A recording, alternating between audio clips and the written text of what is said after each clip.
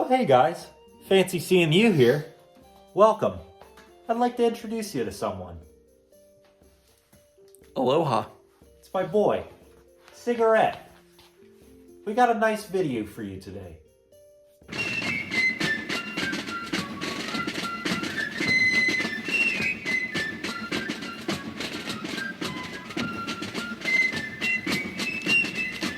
Yo guys, so in today's video we'll be doing something a little differently. We're going to be doing a prep video, a prepping 101 video on things that we think are necessary and just our own opinions and thoughts on it. I have something between us right here that Sig drew up. It's a prepping 101 whiteboard. We'll be going over these different topics today. Why we prep, how we prep, when we prep, what we prep, who we prep with, and basic necessities. Now, in this video, we won't be spending too much time on each topic, but we'll break that up in a later series. But today we'll just do a quick overview. So why don't we start with why we prep?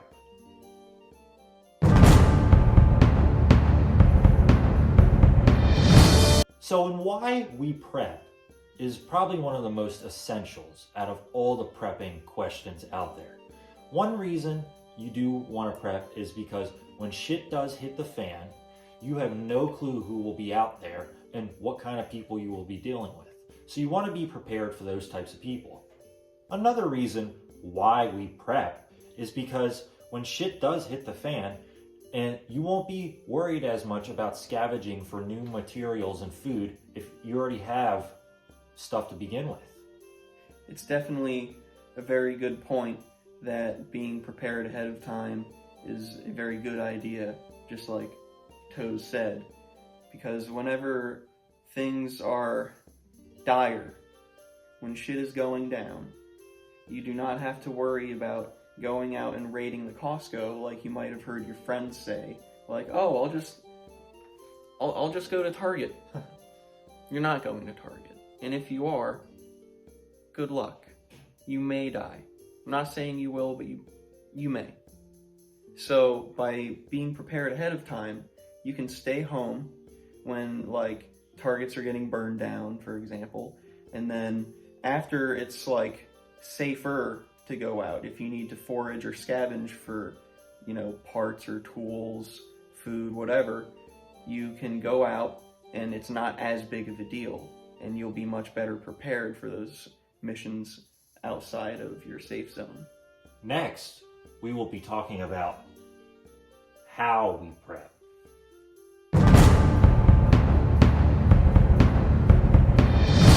Now you might be asking yourself, how do you prep?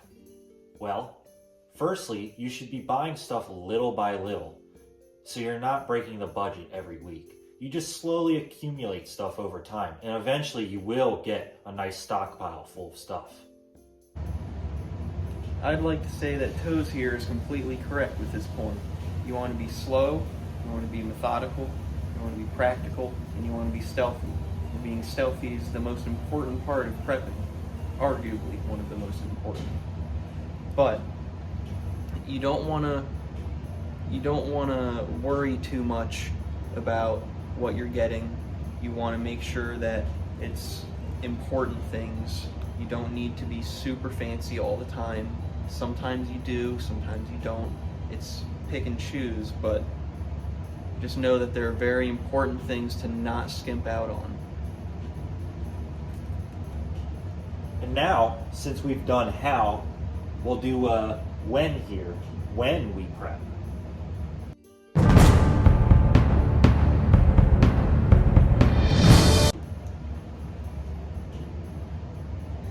Okay, so when it comes to the when aspect of prepping, you normally want to do it at like normal grocery visits. If you go shopping every week, just pick up a little bit extra of something that you like.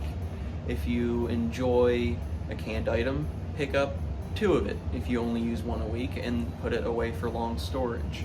There's no need to panic buy. There's no need to wait until shit's going down to like run out to fucking Walmart and like go in there when everyone's also got the same idea.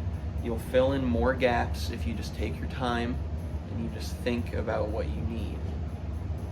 Okay, so now we're gonna do what we prep. Now there's quite a few things when it comes to asking the question, what do you prep? You want to prep.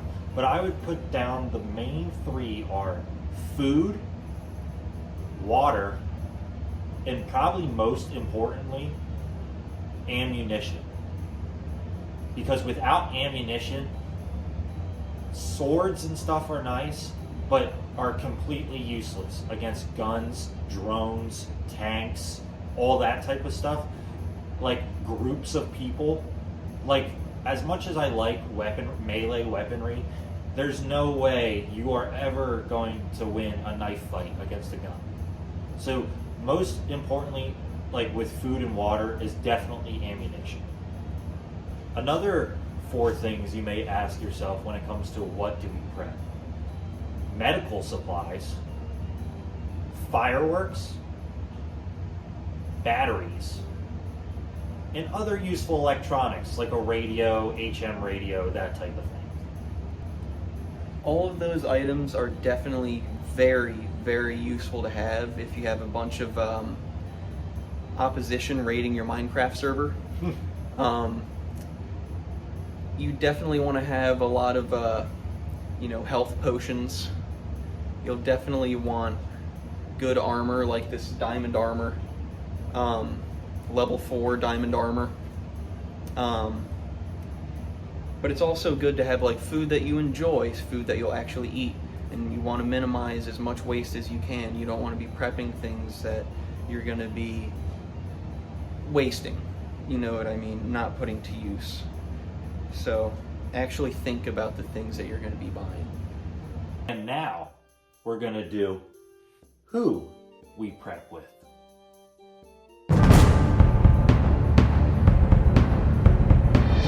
So you might be asking yourself, who do you prep with when shit does hit the fan?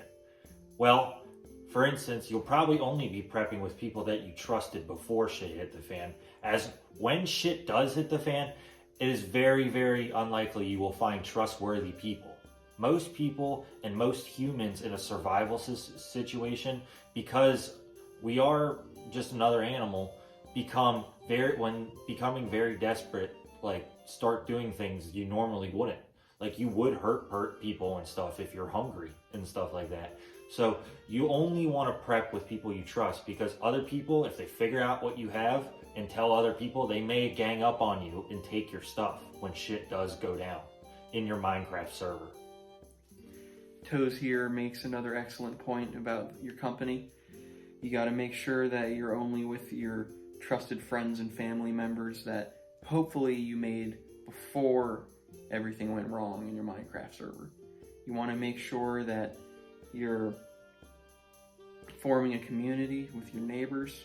You want to make sure that you have some kind of a safety net. You want to be able to have people you can rely on, because it can't just be you and like one other guy. If you need some kind of a squad operation, you may be able to do it sometimes, but it's going to be very hard. It's better to have more people than less. And be very careful of beggars. Some people like to do a little kit that they give to people to hopefully shoo them away, but that may or may not be a good idea. Use your best judgment. The easy answer might not be the right answer. And now, the last thing for your Minecraft server you will need to be successful when shit does hit the fan in Minecraft server is basic necessities. And my boy Cigs gonna do that.